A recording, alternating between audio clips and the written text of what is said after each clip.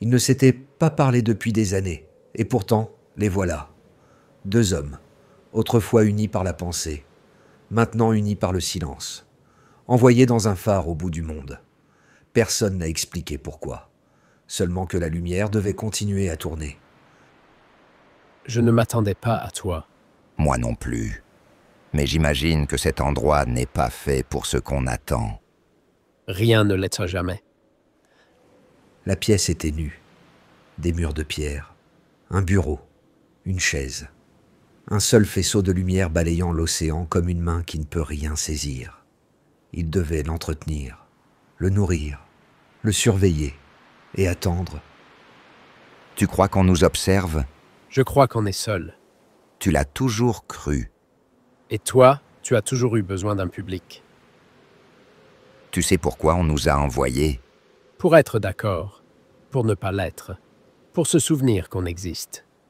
Je n'ai jamais cessé d'exister. Non, tu as juste continué d'écrire. Ils prenaient de leur tour. Camus la nuit, Sartre le jour. Ils parlaient peu, mais le silence entre eux disait plus que les mots.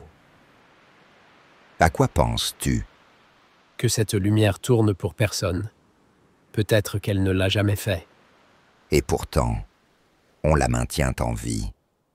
Oui, comme une habitude dont on a oublié la raison. C'est ça, la vie, non? Une habitude. Un choix qu'on refait, même quand on ne le comprend plus. Non, voilà ton erreur. Tu veux du sens. Moi, je veux de la clarté. La clarté sans engagement, c'est juste dériver. Mieux vaut dériver que marcher au pas. Il se souvenait des cafés à Paris, des lettres, de la rupture, comment la philosophie est devenue politique. Et l'amitié, silence.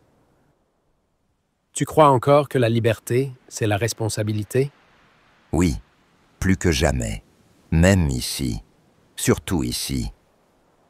Alors dis-moi ce dont on est responsable maintenant. De maintenir la lumière allumée. Pour qui? Ils se disputaient, doucement, amèrement, comme deux vieillards qui rêvent encore de révolution.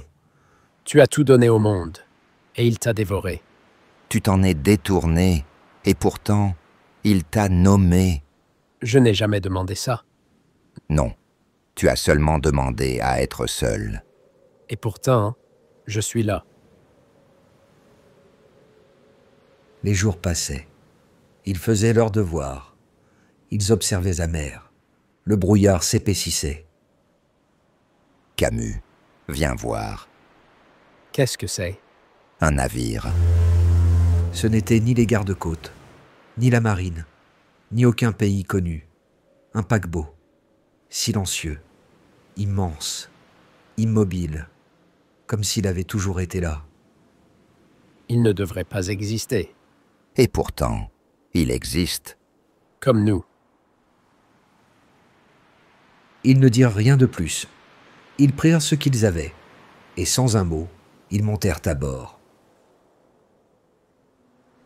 La mer est vaste, mais chaque lumière finit par s'éteindre, et tous les navires ne sont pas faits pour accoster.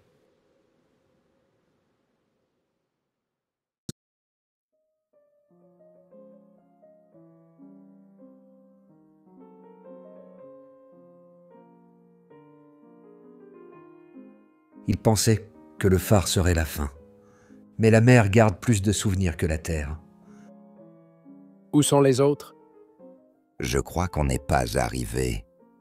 On a été recueillis. Une valse lointaine, déréglée. Une femme avec une valise passe en silence. Elle nous a vus? Peut-être qu'elle s'est vue. Ils ne savaient pas ce qu'ils avaient embarqué, seulement que le navire avait oublié son origine.